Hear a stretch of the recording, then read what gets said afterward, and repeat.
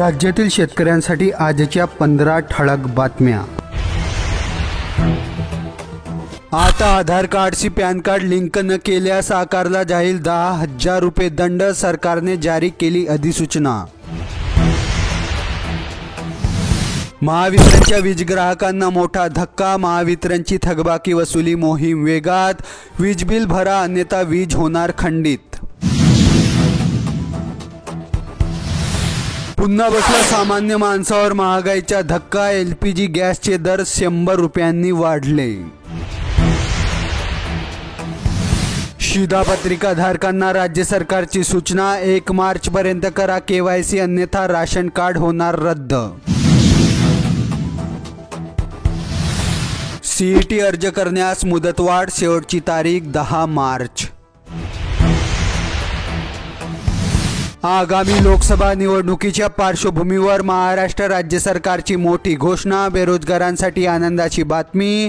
राज्यात 17,471 पदांच्या mega police भरतीला सुरुवात। 10वी 12वी पास उमेदवार करू शकणार अर्ज। विशेष अधिवेशनात सगळे सोयऱ्यांचा कायदा पारित करा। मनोज जरांगे पाटील यांची मागणी।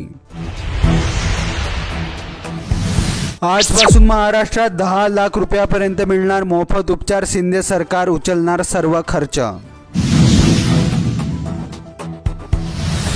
राज्यात ढगाळ हवामान व उन्हाची तीव्रता कायम राहणार। विदर्भात गारपिटीसह पावसाची हजेरी। लोकसभा निवडणुकीच्या पार्श्वभूमीवर शिंदे फडणवीस सरकारचा मास्टर प्लॅन। राज्यात 10 लाख नोकऱ्यांबाबत मुख्यमंत्री एकनाथ शिंदे यांचे मोठे वक्तव्य। अधिकाऱ्यांना दिल्या सूचना। राज्यात पुन्हा इन्फ्लुएंझा विषाणूचा फैलाव। रुग्णांमध्ये 32% वाढ। विशेष अधिवेशनात आरक्षण देणार मराठा समाजाचे मागासलेपण सिद्ध होईल। मुख्यमंत्री शिंदे यांची ग्वाही। सरकारी कर्मचाऱ्यांना जुनी पेन्शन योजना पूर्वलक्षित प्रभावाने लागू होण्याची चिन्हे। सरकार सोबत सकारात्मक चर्चा।